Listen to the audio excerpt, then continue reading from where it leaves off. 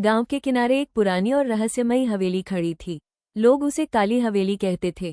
वर्षों से वो वीरान पड़ी थी और उसके बारे में डरावनी कहानियां सुनाई जाती थी।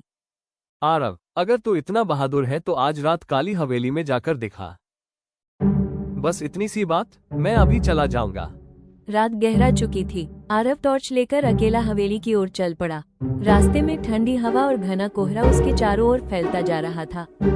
कुछ देर बाद वो हवेली के विशाल लोहे के दरवाजे तक पहुंच गया। दरवाजा आधा खुला था और भीतर गहरा अंधेरा उसका इंतजार कर रहा था। दरवाजा तो पहले से खुला हुआ है, अंदर कोई है क्या? शायद वर्षों से कोई यहाँ नहीं आया। चलो देखते हैं आखिरी कमरे का सच क्या है।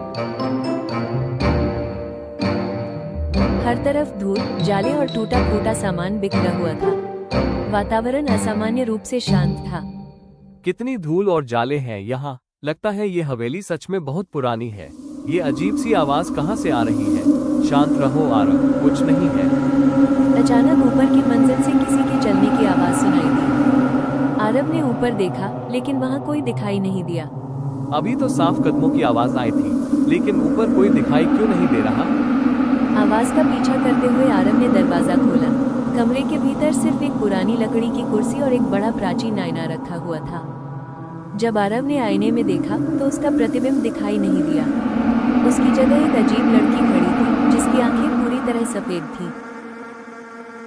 ये आईना टूट कैसे रहा है? नहीं नहीं, मुझे यहाँ से निकलना होगा।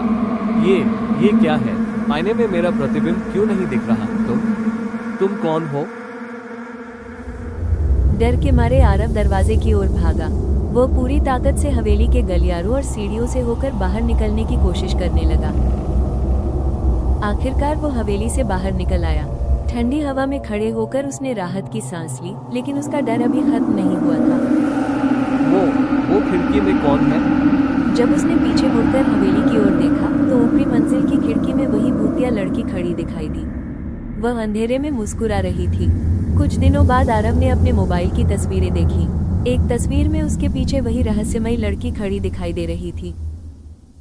उस रात आरव अपने रूम में जा रहा था, तभी पीछे से उसे एक आवाज आ रही थी। उसने पीछे मुड़ के देखा और वे बहुत जोर से चिल्लाया।